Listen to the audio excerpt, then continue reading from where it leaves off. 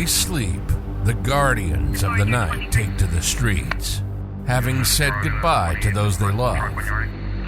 Each other knowing they may never say these words again, they face the evil that we run from. They dedicate their lives to those that would hate them because they wear the badge. They wear the badge not for the glory or recognition, but for the passion to help others.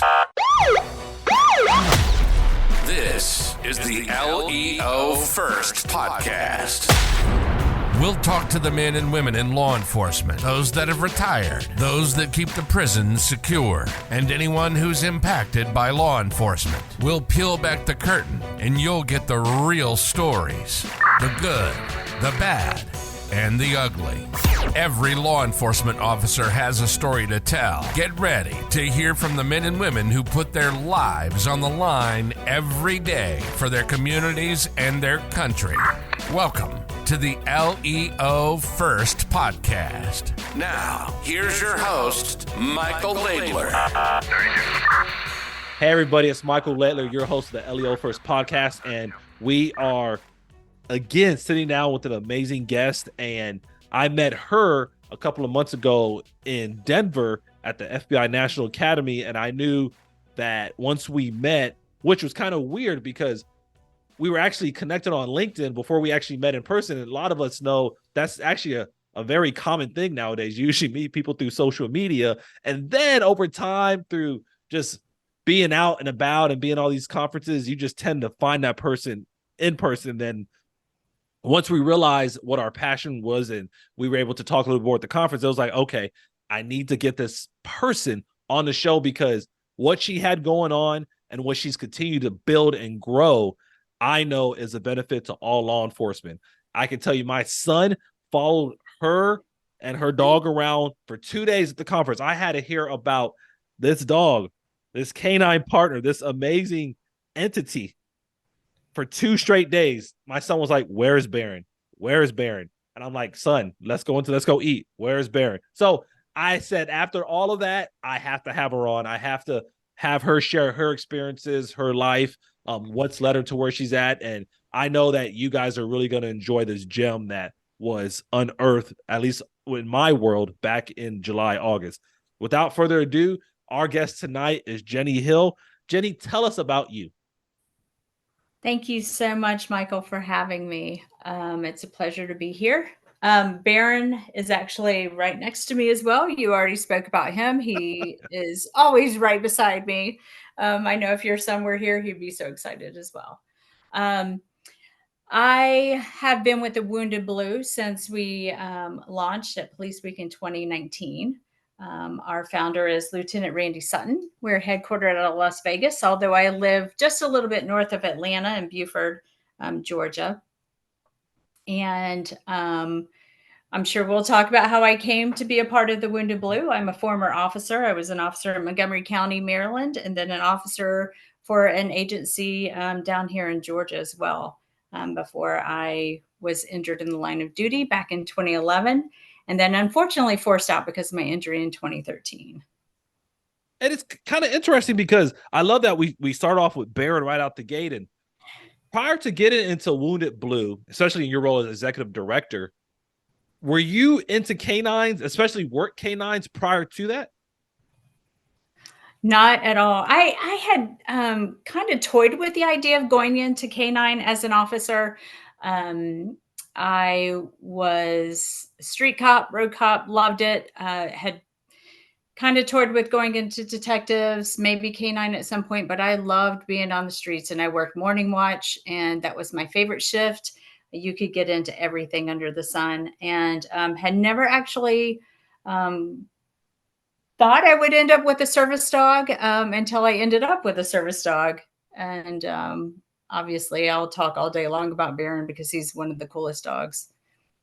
He is. Yeah, I've met him multiple times. Like I said, my son forced me to meet him multiple times. So after a while, he was like, "Dad, I'm going to go to the Wounded Blue booth." I was like, okay. And then he ended up finding you guys. It was very a 10-year-old walking around with a couple of thousand law enforcement officers. It wasn't weird, but it was kind of weird. I was like, he's probably the safe. He's probably one of the safest environments. An environment that I felt more safe in than that was when I went to about a year and a half ago in Texas, I spoke at the Texas Tactical Police Officers Association, TTPOA, and it was a room full of SWAT and tactical officers. So that was actually the most safe I've ever felt at a conference, because I knew every single person in there was armed and ready to shoot. Now, we go to some of these other conferences where you have chiefs and sheriffs, and they still understand how to shoot, but they're not shooting every day or every week like these SWAT guys. So I felt very safe having my son walk around there. But getting back to the canine, I was a canine handler at one point. I actually had a Belgian Malinois,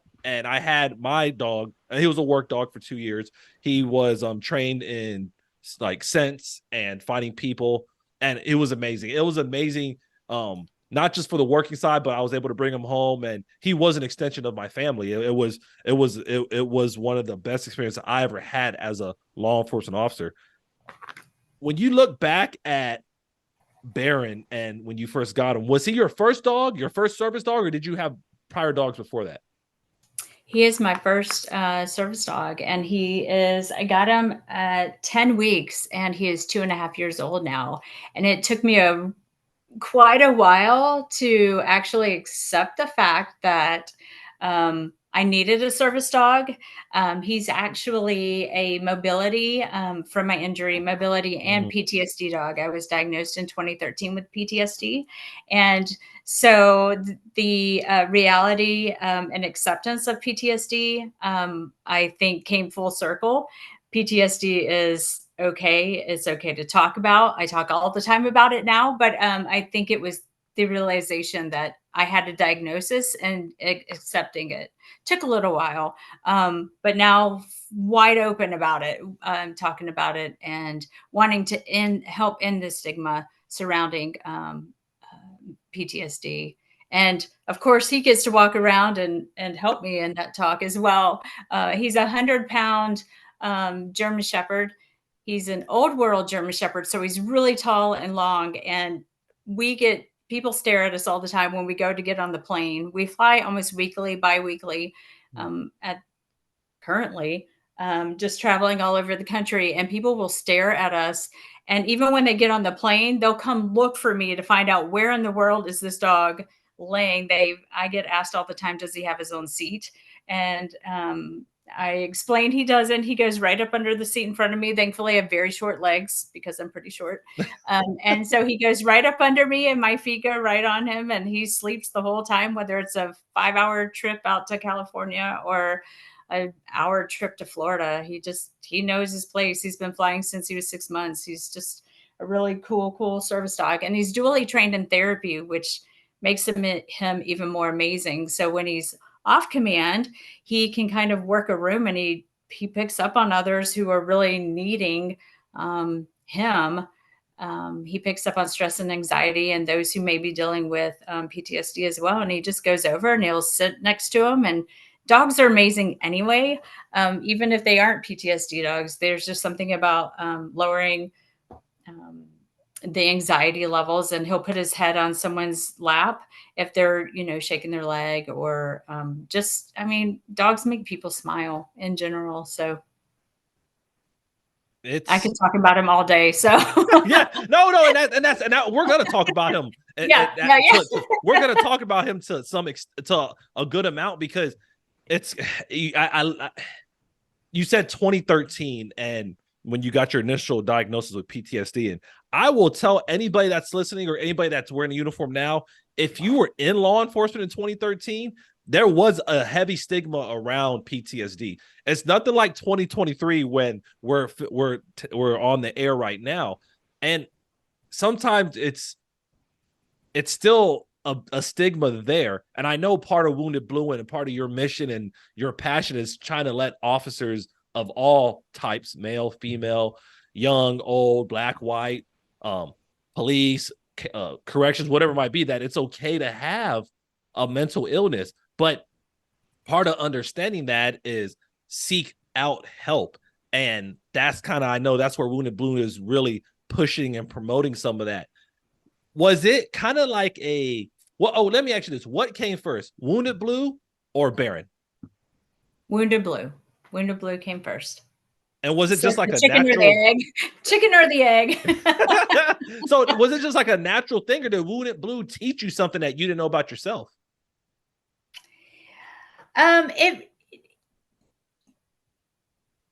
It was kind of a process. I mean, Wounded Blue came on after. I guess I should back up kind of with my story and how Wounded Blue came to be, and then sort of how Barron came after that. If it might make a little more sense Yeah, there. please. So I went through Montgomery County's academy back in 2005, and then obviously then FTO started. We all have FTO, and Yes. 2 days into FTO, I had a guy die in my arms, and I won't Ooh. ever forget that. I was actually on the way to my district, and the guy was my neighbor. And you learn so much in the academy from the videos about death and um, how to handle it, but when it happens in real life, it's just, I think I was in denial as to what happened. And I remember I later found out he had a heart attack. Of course, I had no idea. Yeah, you don't know. Yeah. Doctor, yeah, I had no idea. But he had hit the accelerator, came through a bunch of backyards, and I ran out there and jumped in the back seat, held his neck like I had, been trained, and was talking to him. And as long as I was talking to him, his heart rate was going up, and he was trying to talk. But as soon as I was yelling at neighbors, someone to call 911, and trying to triage everything that was going on around me, I ended up losing him. And then I had to go to work an hour later, which was wild to me. And so I go to work, and I remember just tearing up. I wasn't crying or anything. Obviously it was shock. And I remember my FTO at the time saying, "Are you okay?" In a very gruff manner. And I just looked at him and I said, "I don't know." And I explained to him what happened, and he said, "Well, I think you should go see Dr. Ginger, who was our EAP." And so I was voluntold to go to EAP. And so I did. And I'll never forget going in this tiny closet of an office and sitting on this pink couch and talking to Dr. Ginger, and literally being given 3 days off. And here I'm thinking, I just got out of this very, very long academy. It was very military style, something I didn't know. I had come out of banking. I mean, I'd never thought about Yeah, that's a banking big before. difference. Yeah. Yeah, huge Yeah, difference. that is a difference. Um, Yes. and I'd actually been held up in a bank robbery. That's how I actually got into policing. Um, and so I she gave me 3 days off, and I was thinking, great, now my job's on the line, because I teared up. I showed emotion. And from that moment on, I said I would never show emotion again the rest of my career, because I did not want to get pink slipped. I did not want to lose my job over showing emotion. And so I didn't. And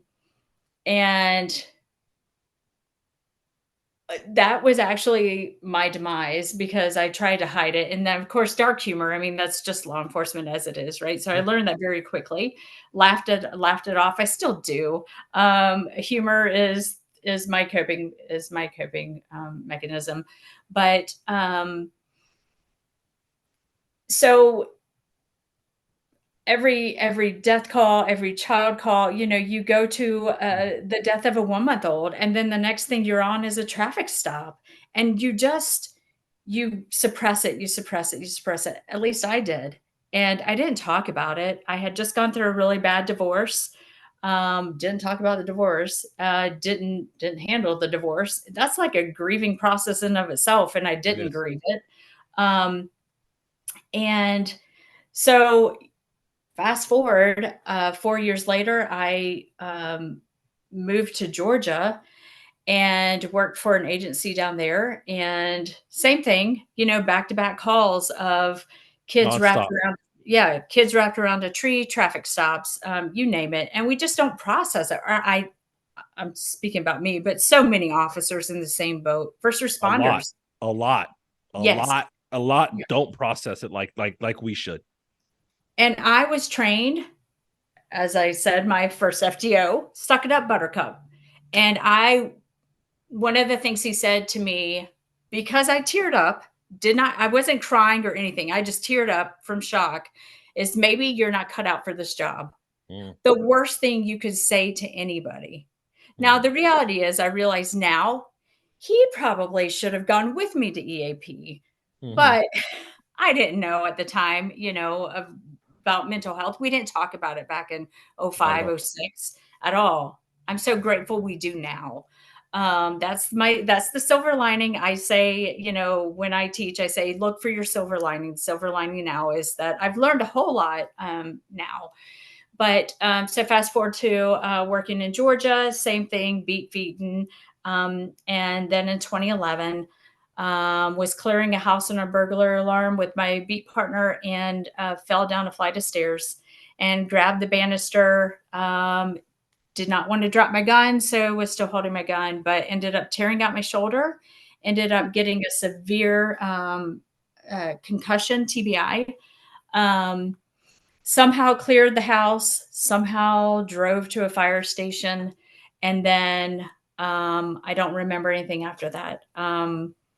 Apparently, I reached out to a sergeant, gave the wrong firehouse that I was at. Eventually, they found me, got me to the hospital. And I was temporarily paralyzed on the right side of my body for 2 weeks in the hospital. The wake-up call for me, and kind of what started the whole process of what I called the dark rabbit hole or my spiral, was that my chief at the time and deputy chief stopped by the hospital, and the hospital was within a couple of blocks of headquarters, and they dropped off their business card. And I never saw him. And that was huge to me because I had gone to Police Week as part of the department's representatives. And then the reality was, this is a business and I'm a number. And it's, the whole thing about brotherhood with two departments. I went through two academies, two different academies, and this whole brotherhood thing went out the door, and now I was just a number. And so I'm sitting in the hospital, which gives you a lot of time to think. Still trying to learn to walk, talk, move, essentially on my right side. And I started spiraling very quickly, and started thinking, I would have been worth more dead than alive. Terrible thought process, but I started feeling like I was a burden on my family. And having gone to Police Week because I'd worked in Montgomery County near DC, since '05, and knowing that we honored fallen officers, and I would never take that honor away from them, but feeling like my family would have been honored every year, and instead of what injured officers go through where they're forgotten. And that's the process that I went through, is feeling like I was alone and abandoned by my own agency, who I would have given anything for. I was very much about wanting to represent my department and making sure that they looked good, on the street. And I loved my community that I served, both communities. I would be back out there in a heartbeat. I'm still state certified to this day, but I jokingly say every year I'm going to go back, but I'm not, because I love what I do now. But so that spiral was serious, and got out of the hospital, went through a whole lot, surgeries and so forth. And in 2013, unfortunately, I was forced out because of my injury. And that continued, that dark spiral. I think it got worse. And there was a day that I just said I was done. And I started writing a letter, and it was my suicide note. And it still affects me to this day, because I'm so grateful that someone actually reached out to me, which is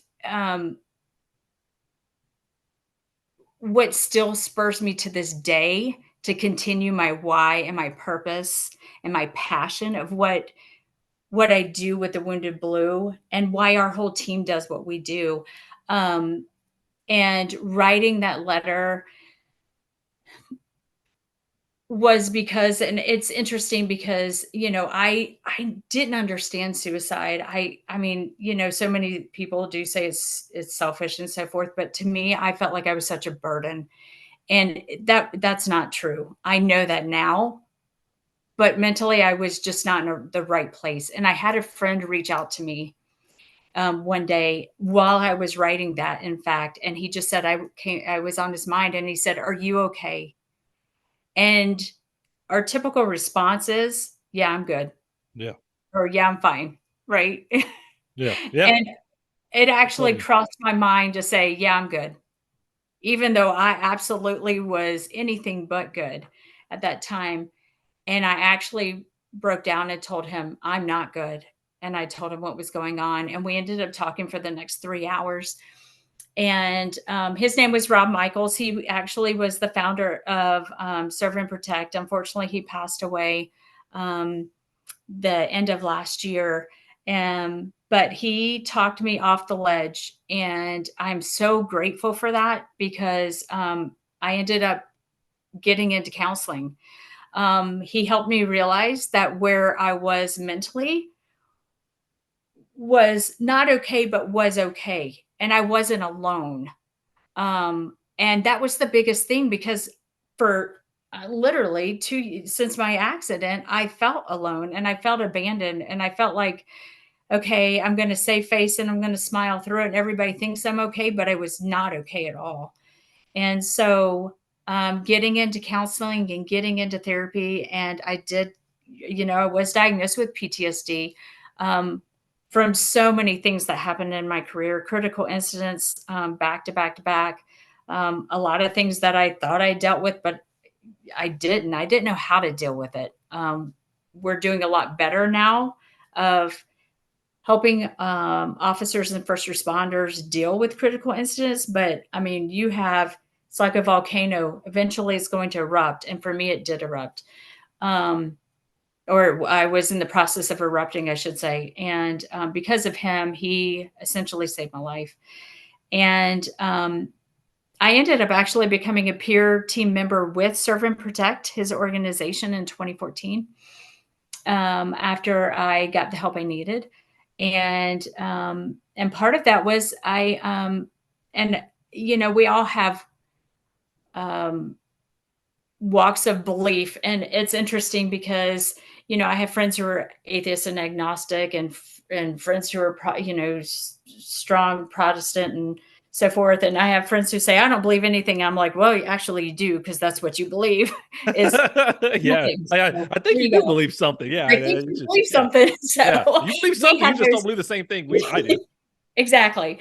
But what it did for me is I had grown up, my dad was a pastor. And so what it did is it really brought me back to my faith.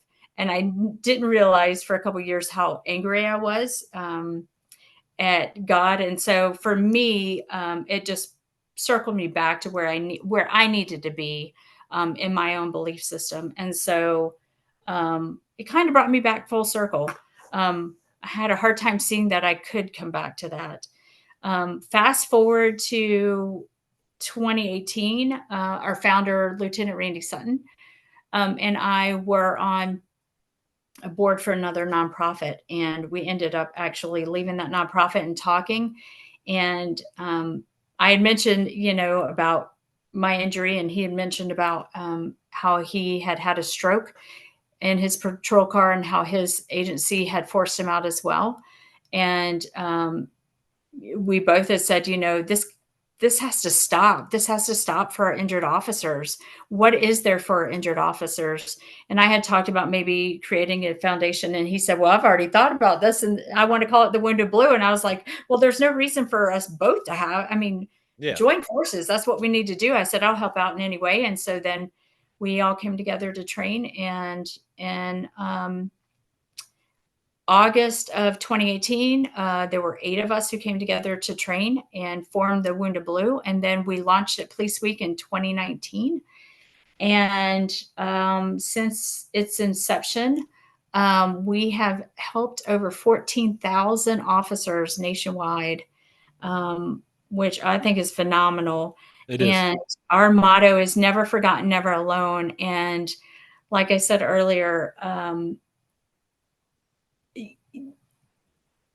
the why, the passion, and the purpose of what not only I went through, but I know the rest of our team and each of their situations. So our whole team, peer support is our core, and everyone on our team are either former or current police officers, and all have been injured, whether physically or invisibly.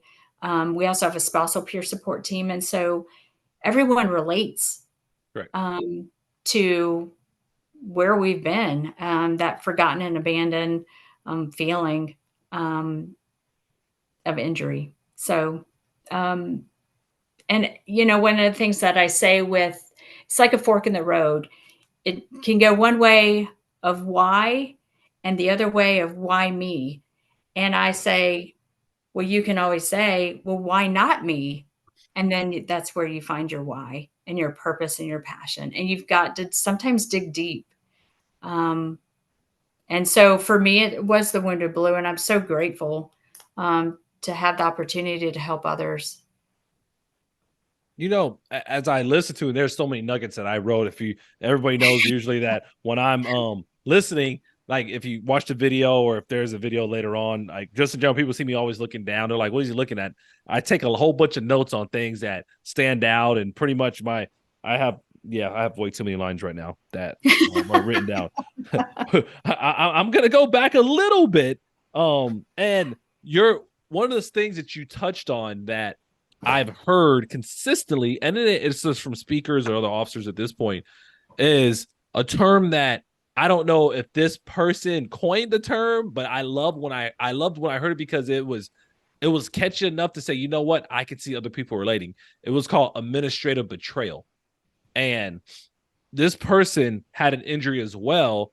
And when they reported it, they started to get kind of that cold shoulder from other leaders. And this person was in a leadership role as well. So it was even more weird because he's like, hey, I'm facing the same thing you guys are facing. Like, why can't I share my emotions? Why can't I have a bad injury? And when you said that the chief and deputy just dropped off their business card, that is so it's so callous for a person to be. But then I start to, as you say it, I start to think, how many times am I hearing this now? Like, how do we overcome this issue? Because it's one thing for us teaching officers, find wellness programs, get involved, get to therapy. But there's another side to that story too, and that's the leadership that's impacted. It may not even be a former leadership. It could just be a senior officer that's on your squad or someone you look up to. And if they don't have the mindset that getting into wellness is important, then you're probably going to be deterred from doing it. So, Jennie, have you guys had any strategies, or are you guys starting to look at different ways to kind of help build leaders in this area of supporting mental wellness programs? So we actually, part of our development program that we're doing this year specifically is building a leadership program for training. Yes. And we actually had this conversation yesterday with part of our executive team. So you're beating me to the punch. I know. And I cheated because I just started teaching a program like that a couple of months ago. So I only said it because I see it's 100% needed, because people are like, Absolutely. You know what? There's like, you know what, Michael? I'm in a leadership role and I don't even know what's going on with this wellness program. Or they're not, because who's the first person that usually recognizes? It's usually someone you look to as a leader that's going to recognize you have something wrong. Because as people, we're naturally I've been through 3 academies like you've been through too. And at the end of the day, they're still telling us hey, you're the alpha, male or female. You need to take care of business and minimize. They're not, I don't think they're saying hide anymore, but they're still saying minimize that emotional trauma you're going to face. But as a leader, you have to get in the point to where now you recognize it's like your FTO back in 2005. I commend him, because back then a lot of FTOs would have saw that, or just people, not FTOs, just people in general. And I'm like, oh, okay, I don't want to ask her. You know what? or I don't want to refer her. And he actually took that step as a leader. And like I said, he probably still had that suck it up buttercup, but he at least had some remorse in his system. So getting back to the leadership. So as you guys are building your stuff, how do you think that's going to make another shift in how we promote wellness in the uniform? Absolutely. It has to start from the top. I've about 2 weeks ago had an amazing conversation with a chief from a really large agency, and we talked about peer support. There's so many fad words, and I'm sure, I mean, I'll probably have darts thrown at me for this. Resiliency is one of them. It's like everyone has to put it in their title. Yeah. Everyone has to put it in like their code word. Yeah, it's the selling word right now. Peer support is as well, right? 5 years ago, you didn't hear a lot about peer support. Now it's the cool thing. Everyone's got a peer support team. Well, now we got to make up new words like peer advocates or whatever. Everyone's coming up with new words. But peer support is reactive, because if we were ahead of the mental wellness, side of it, we wouldn't need peer support, right? And so it's trying to get ahead of it. Well, really where that starts from is at the top, not the bottom. And peer support is essentially on the front lines, and where we need it to be is at the top. And one of our peer team members is still on the road, and his sheriff is amazing. He really is embracing, but he sees where our peer team member is and what he's doing and where the Wounded Blue has been. And I'm giving credit to the Wounded Blue, because the sheriff has said his eyes have been opened to this peer team member and what he's been through as a team member and what it's brought to his agency. And he's already had him doing debriefings and all of that. And I'm like, this is amazing. That is good. But can we build this up in every agency so that it becomes a proactive approach rather than a reactive approach? Because I feel like if we're, again, having more of the leadership, seeing where the mental health side is so productive, then we're not sending in peer support every time. And people, and I say people, officers know how to handle a critical incident. We know how to handle debriefings immediately, and debriefings aren't happening 6 months from now. Oh, that critical incident. But now we've had 5 fatalities since then. And now we're trying to address, working backwards versus working forward, if that makes sense. No, it does. And that's kind of the approach I took about 2 years ago when I started my journey.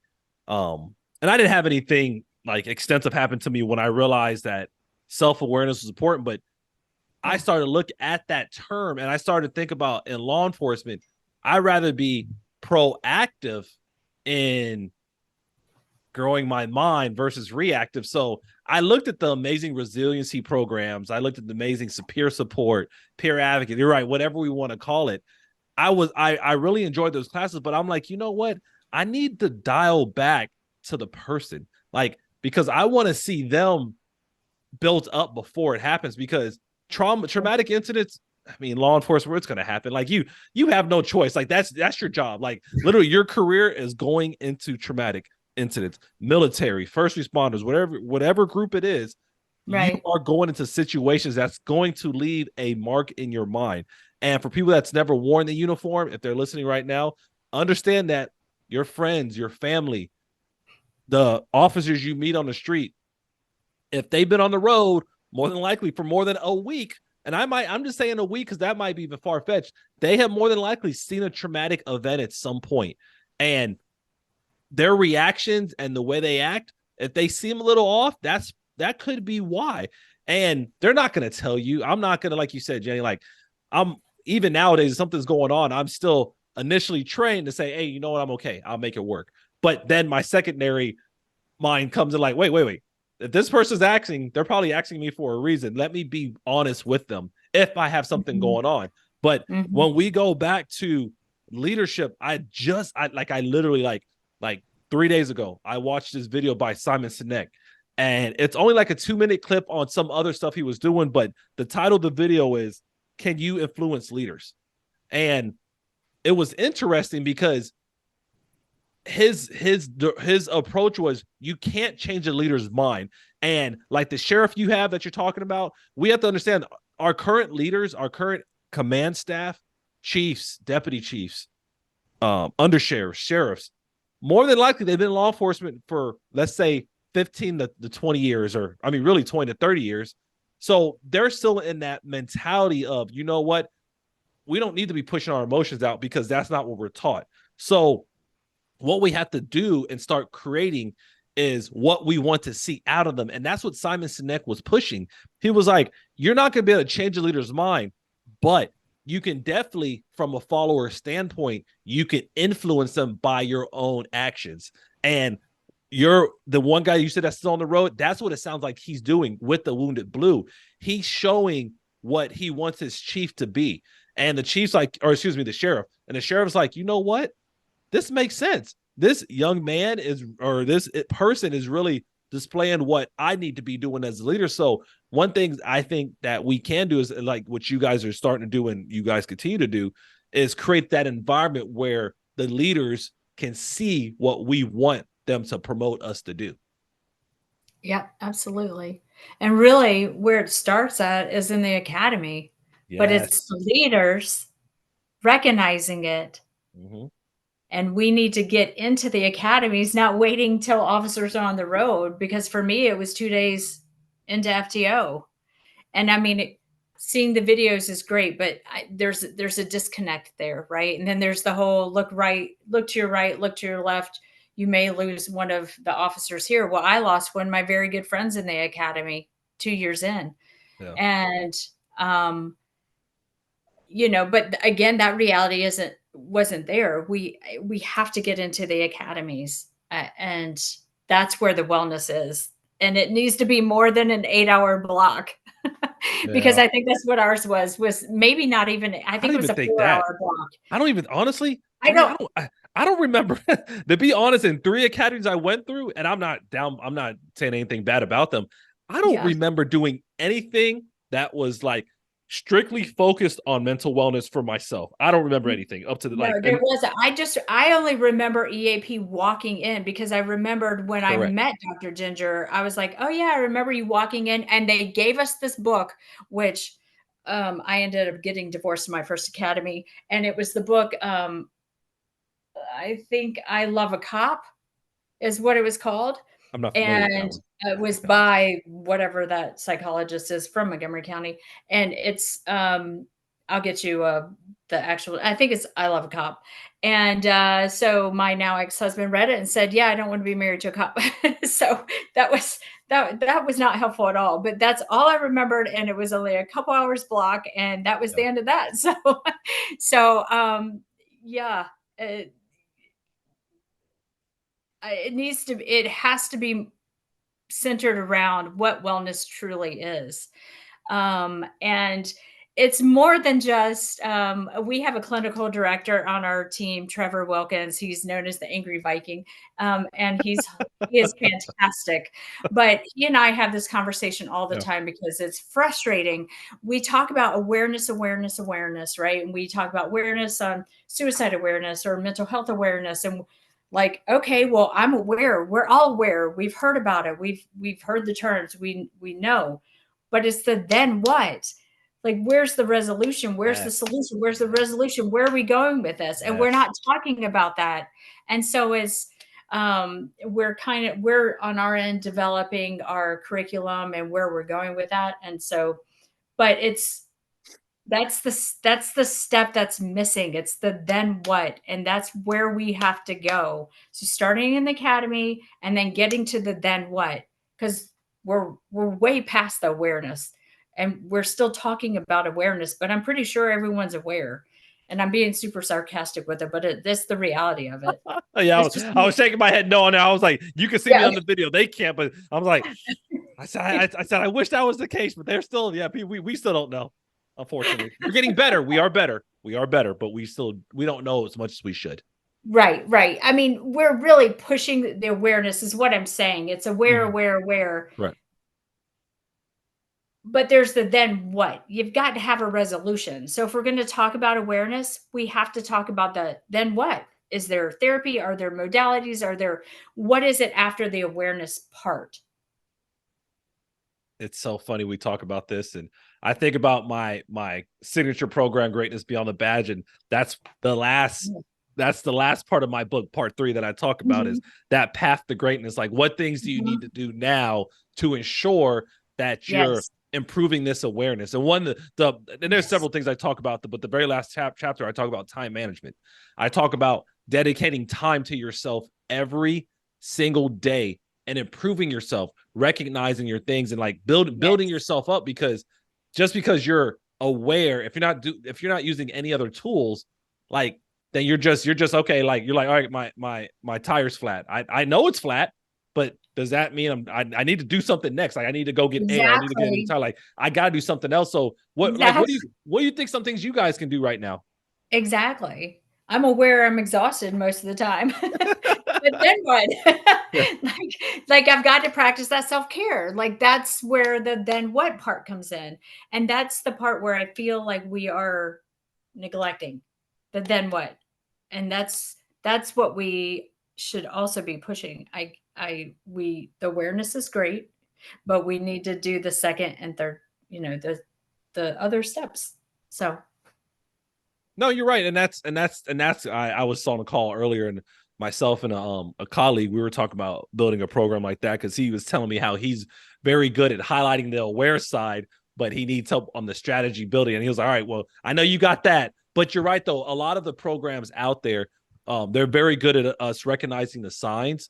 For me, I think it's still we're good at telling people how to recognize the signs, but we have to start showing the leaders how to recognize the signs as well, because once again, they are, I love peer support unit, crisis supports, peer advocates.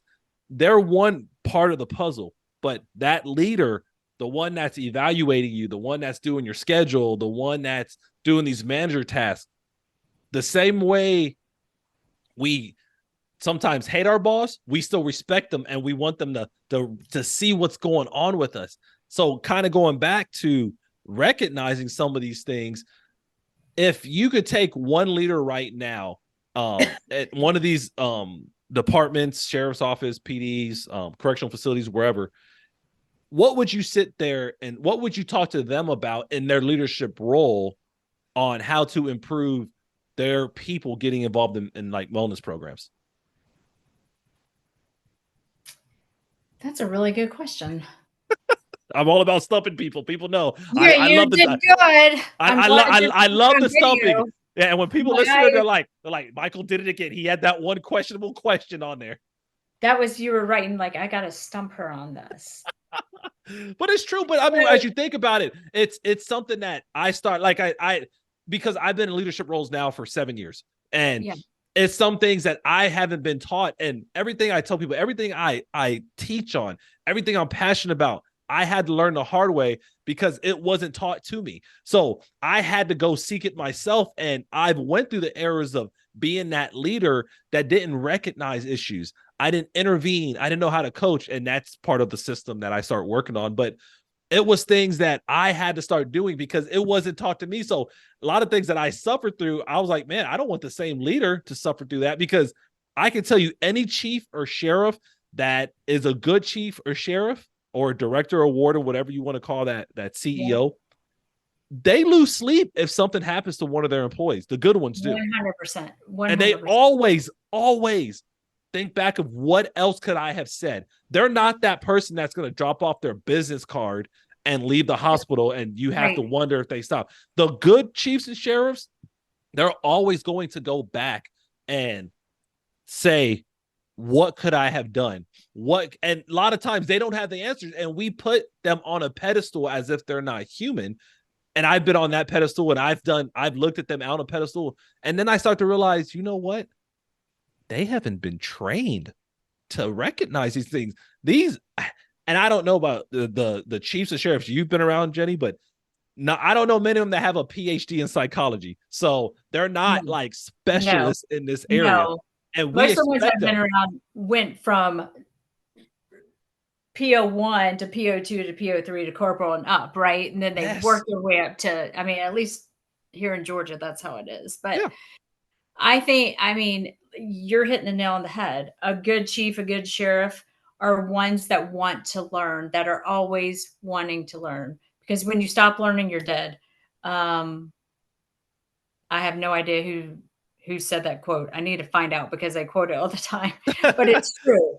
I have had leaders who think that they know it all, and it's almost like they refuse to learn more, and they're the ones whose troops are ready to quit left and right. They're done.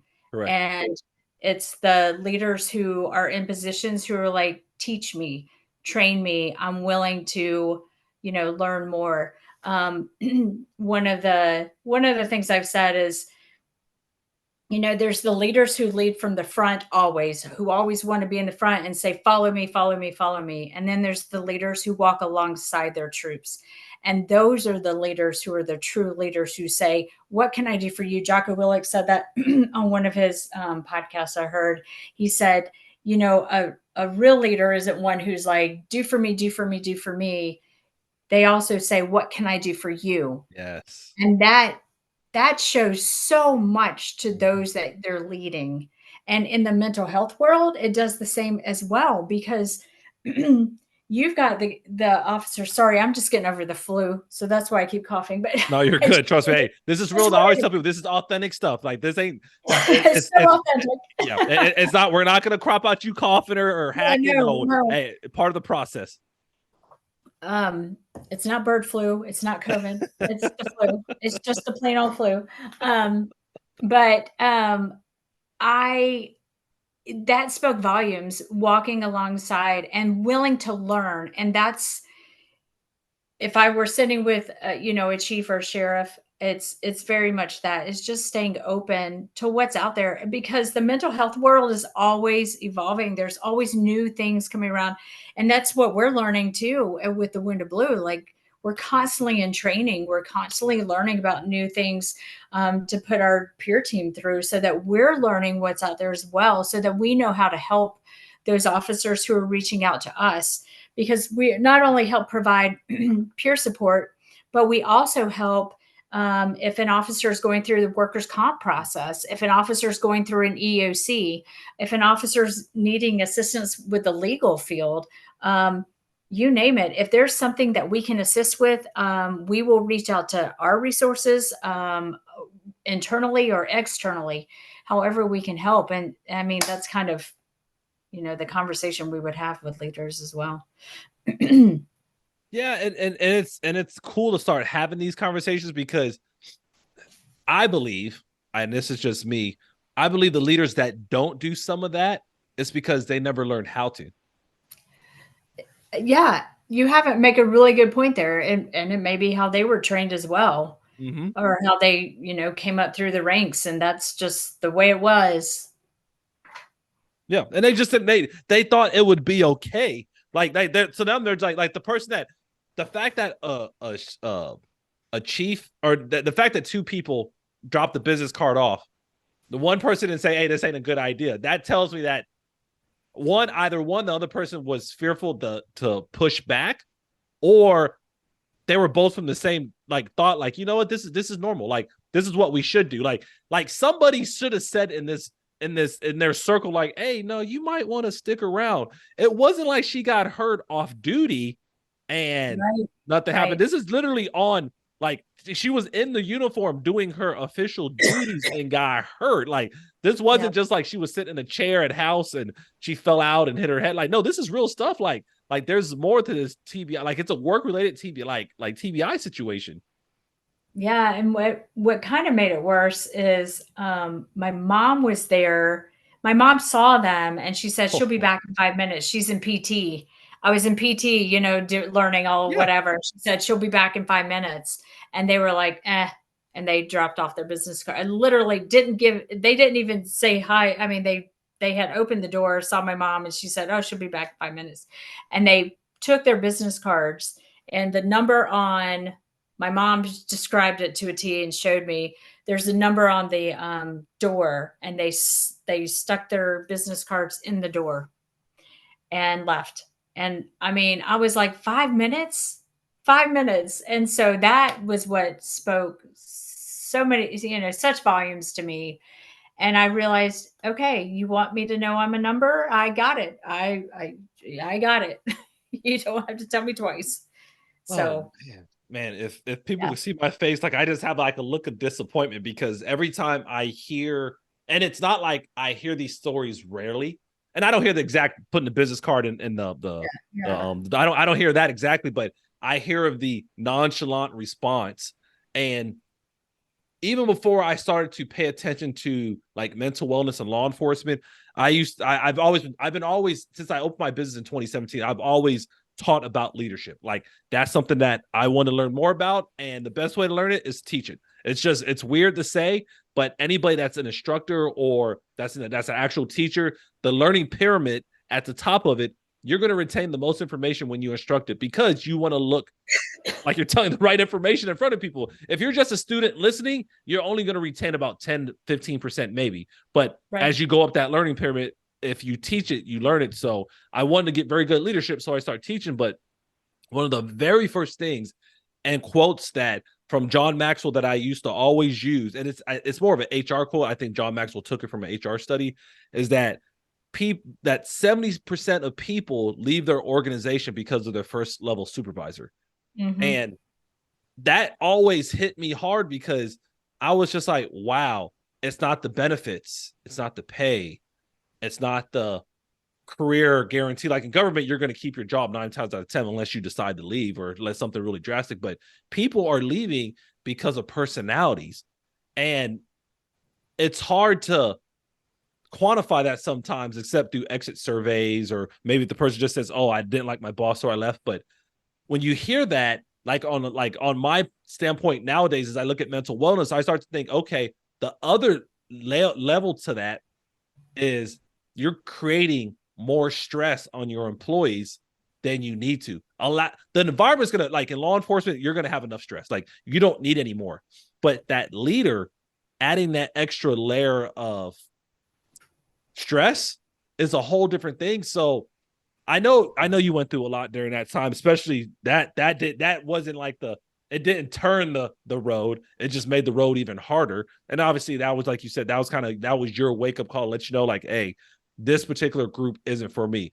And I'm happy you recognized it. Did you have any like self-doubts that you were making a bad decision when you left that group or that agency? Excuse me. So I was forced out. I ended up having a couple lawsuits. Mm-hmm. And so with the settlement, part of the agreement was that I would leave. So I didn't have a choice. Yeah, but did you feel bad that you had to push back to that level? That 100%. You know what I mean?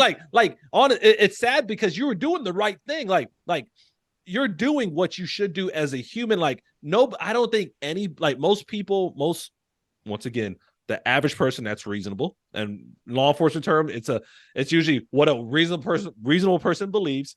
Most reasonable people do not just want to go against their agency or their organization in general. Not at all. I tried to rehab and get back to the road.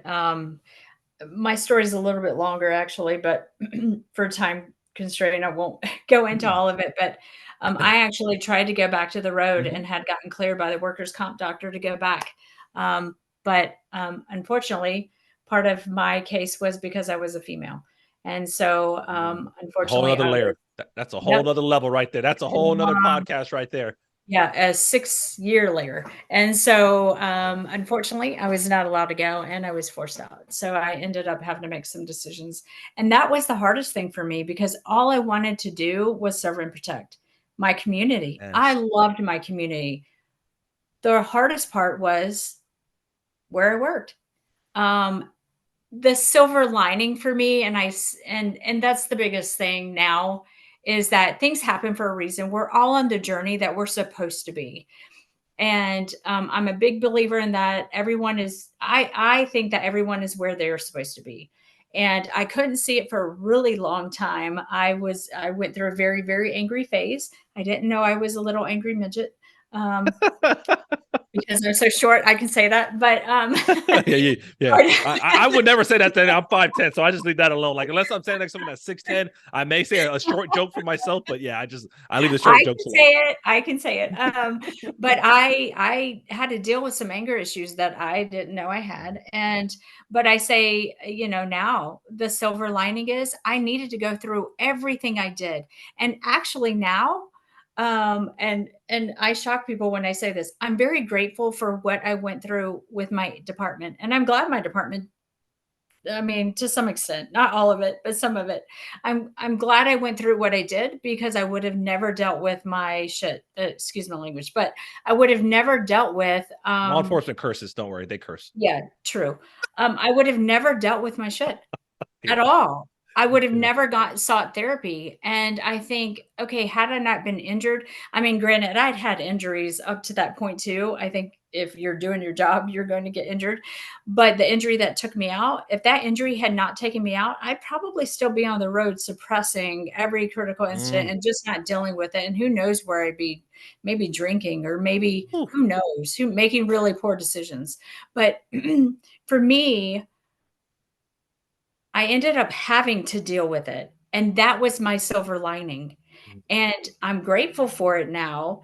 And not only grateful for it, but it brought me to where I am now in the position I'm at. I was on the peer support team, then I took over as CO, and then eventually, of course, now executive director. But I still do peer support. That was my one thing that I said, if I'm taking this position, I'm still doing peer supports, because that is my why. And that is what I love to do, is connect with people. And if things hadn't happened the way they did, like I said, I wouldn't have dealt with what I needed to. But down the road, I also got remarried. I have 2 little kids. That probably lead to some of my exhaustion, but it's still good. Have kids, they said. I had my first at 40 and my second at 42, which is totally not recommended, but whatever. That was my journey, right? We're all on the journey. Yeah, we're all on the journey we're supposed to be. And for me, that was the silver lining. And everything that I went through, the forgotten and abandoned feeling, the dark spiral, the dark rabbit hole, that was my journey. And now I have gotten to use that to help others going through that same journey. And I can relate now, instead of saying, oh, maybe I can understand. I actually can understand. So when officers reach out, I can say, look, I've been through workers' comp. I've been through EOC. Right. I've been through the dark side, and I understand the mental health side of it. So. And like, I look back at my own life and I hear like stories like yours, like the Mike Sugrus, the Matt Griffins, the Jason, I always mess up his last name, but he was the one that got burned in the fire about 20 years ago. Yeah, yes. So yeah, like I always think about like you guys' stories, and I'm like, you know what? I never had a story that was that like directly put on me, and I'm happy that I didn't, because I've learned, like, I can listen to your story and realize the things I need to do to build myself as a person. Like, and when I look at different strategies and different ways to help people out, I relate to the traumatic incidents that you naturally have as law enforcement. And I look at things I've been through, but you're right. One of the things, one of the main keywords that I heard out of what you just said like about a minute or two ago, was the suppression side of it.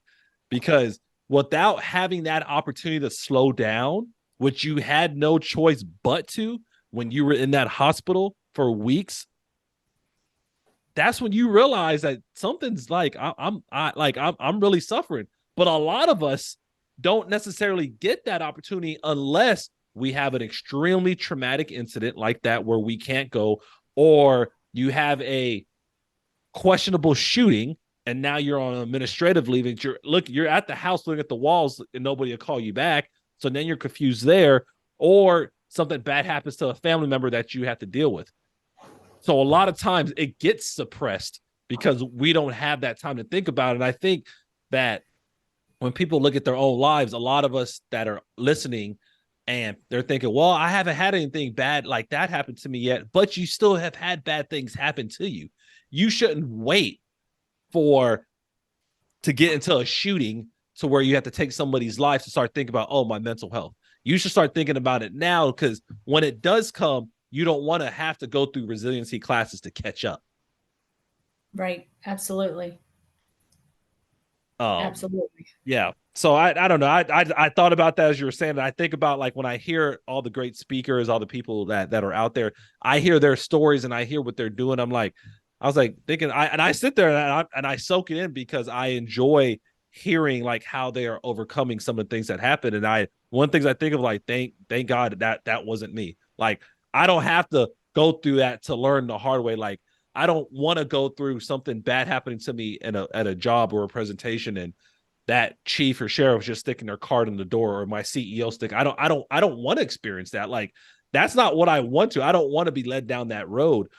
But people that do or have gone through it know, after especially listen to this episode, they know, look at how much more you have been able to do, because you finally recognize the things you were suppressing.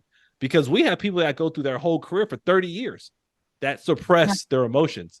And that's what we're trying to get away from. So, Jennie, like the story you gave, I hope people are taking it serious. Like, hey, don't wait until something bad happens for you to realize you can start working on yourself before, like in the academy, even before. If you're an office or a person that's applying for the academy, start working on your mental health, because by the time you get to the academy, it might be too late by then. 100%. If you're working at a bank, think about it, and think about, if you're looking into law enforcement, think about it before you get robbed at the bank.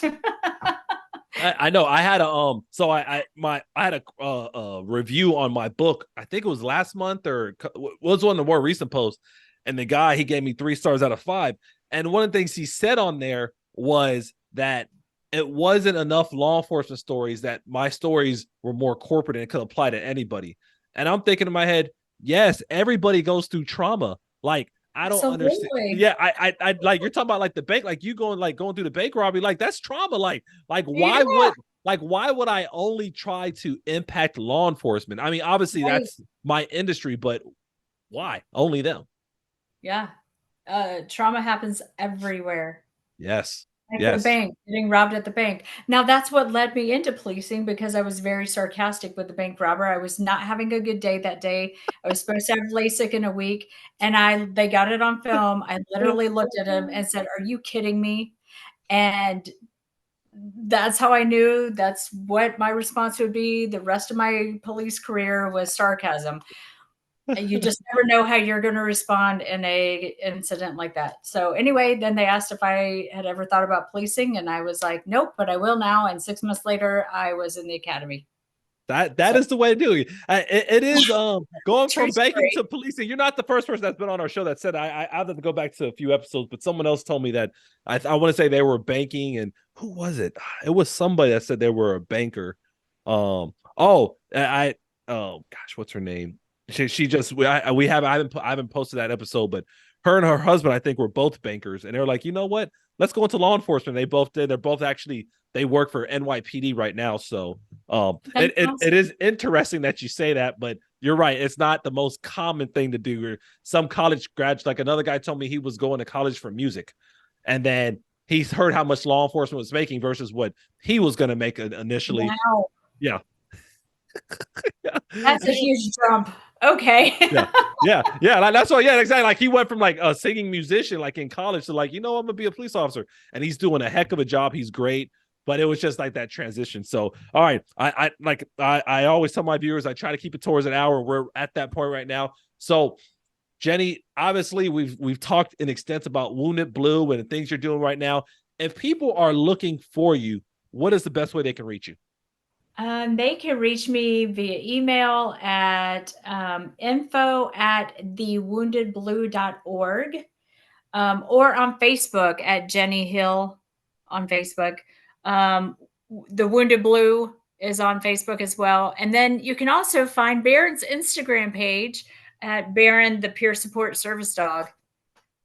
Yes, yeah, guys, he does have an Instagram page, yes, because whenever I get my stuff liked on IG, I know it's Jennie going through his page. If it was his paws doing it, I would be impressed. I think he is smart enough to figure it out, but I know it's her right now until she trains him on that. So, He's trying to write it. He's trying to write. Yeah. He's at least looking at it like he's thinking about it. It was like, man, can I get my paw? I don't really have a thumb, so how can I get my paw to press it? So, but she's right. But yeah, like the IG guys, Facebook, email, that is great ways to reach her. Any final words, Jennie, for the audience? If anyone needs any assistance with peer support, going through anything, whether it's mental health help, invisible or physical injuries, reach out to us. 844-TWB HERO is our number. We have a 24-hour phone number. And then you can also reach out through Messenger or through our website, thewoundedblue.org. You can message us there. Or again, my email is info@thewoundedblue.org, and it's manned 24/7. So definitely reach out to us for anything. Guys, y'all don't have to suffer alone. Gals, you don't have to do it by yourself. You have resources out there. And most of the guests you guys have heard on here, whether it's about mental wellness, leadership, whatever it might be, just even it's about firearms, you guys all know that every guest that comes on here, I would not have them on here if I didn't believe that they had your best interest at their heart. I just wouldn't let them come on. I do a decent amount of vetting ahead of time. And maybe just might be look at their LinkedIn page or their IG, but you have resources out here, guys. And if you feel like she said, visible, invisible, whatever it might be, you're going through something, call. You guys have a 24-hour number that in a program where over 14,000 people have already been in, like they've helped over 14,000 people at Wounded Blue. So they obviously know what they're doing. So if you're looking for a group to even say, you know what, I just want to reach out and vent to, I just want somebody to talk to, go to them. They're definitely doing it. I mean, it's important for you guys to know that they are there to help you out and they're there to support you guys. So as usual, guys, we appreciate you listening to this podcast. Make sure you share, comment, like, make sure you get it out to others. Obviously, we're always trying to promote everybody that comes on here, and this is no different from any other guest. You guys have been excellent audiences, and I can tell based on some of the comments that I have seen that my podcast is gaining a lot of traction, and that's not because of me. It's because of the wonderful people like Jennie that come on here and they share their stories and they're honest in a conversational manner. You guys know we don't do anything scripted. This literally is us talking and us wanting to find ways to humanize the badge and see all of us grow. Thank all of you. I appreciate you taking your time, whether you're driving to work, working out, maybe you're between calls, maybe you're just at the house, like putting this on. But definitely appreciate you taking the time out of your busy schedules to listen to what we have going on. Thanks again. You guys be safe. If you need anything, reach out. You know where to find us. You've been listening to the LEO First Podcast. Michael has been in law enforcement since 2005. He's worked for 3 law enforcement agencies in 3 different states. He's a professional speaker who travels the country teaching about leadership development and self-awareness. And he's the author of a book called Greatness Beyond the Badge: The 3 Key Principles for Self-Awareness. It's Michael's passion to bring law enforcement members' stories to the front, so you get the real and raw take. We hope you've enjoyed the show. Make sure to like, rate, and review. And we'll be back soon. But in the meantime, hook up with Michael on YouTube, Instagram, and LinkedIn at Michael Laidler, on Twitter at Michael A. Laidler, on Facebook at Michael Laidler Leadership. Send an email to michael@michaelalaidler.com and hit the website at michaelalaidler.com. See you next time on the LEO First Podcast. Like that, I'm going to be leaving a note. My vehicle is driving into remote.